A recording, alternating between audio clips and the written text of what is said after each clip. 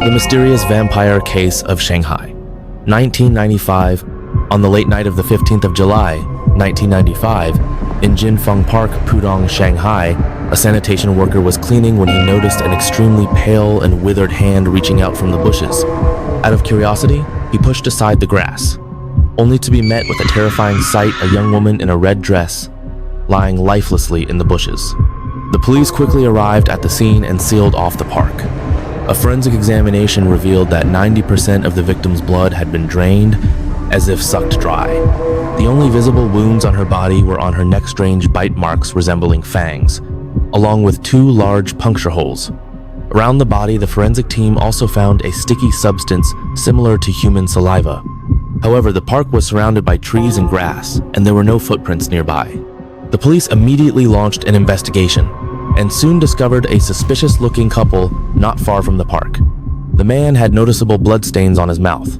However, after interrogation, it turned out they were just a young couple who had been kissing in the park, and the bloodstains were actually lipstick marks.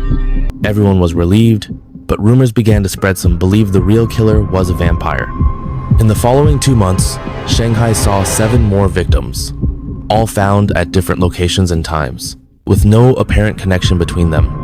The only commonalities were that all the victims were young, attractive women, and, at the time of their deaths, they were all wearing red clothing. Fear spread throughout the city, and soon, no one dared to wear red anymore. Then, just as panic reached its peak, the so-called vampire mysteriously vanished. The police were beginning to lose hope, but a breakthrough finally came.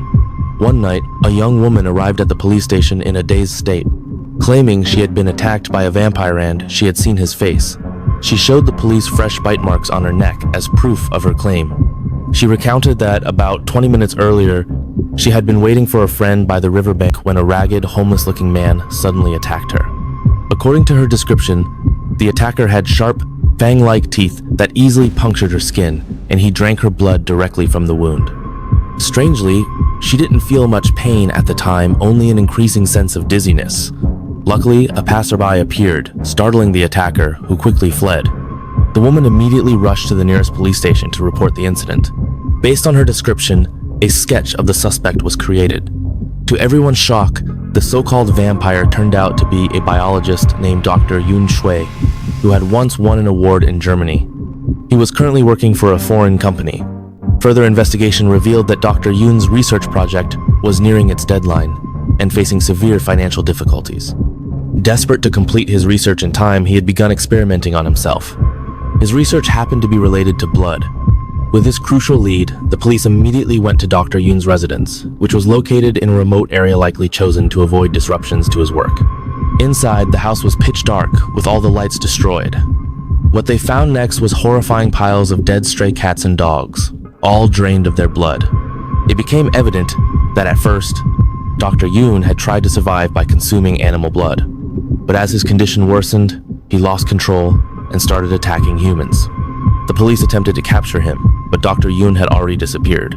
They couldn't even find a trace of him. The entire city of Shanghai was thrown into widespread panic. Dr. Yun was never seen again. Some said he had been captured and taken away for experiments. Others believed he had been killed in an explosion. The most outrageous theory claimed that he had fully evolved and become something beyond human comprehension, making him unstoppable. Speculations continued, but none were ever confirmed. This incident eventually became Shanghai's most infamous paranormal mystery, ranking first among the city's top 10 supernatural events. Even today, people still talk about it.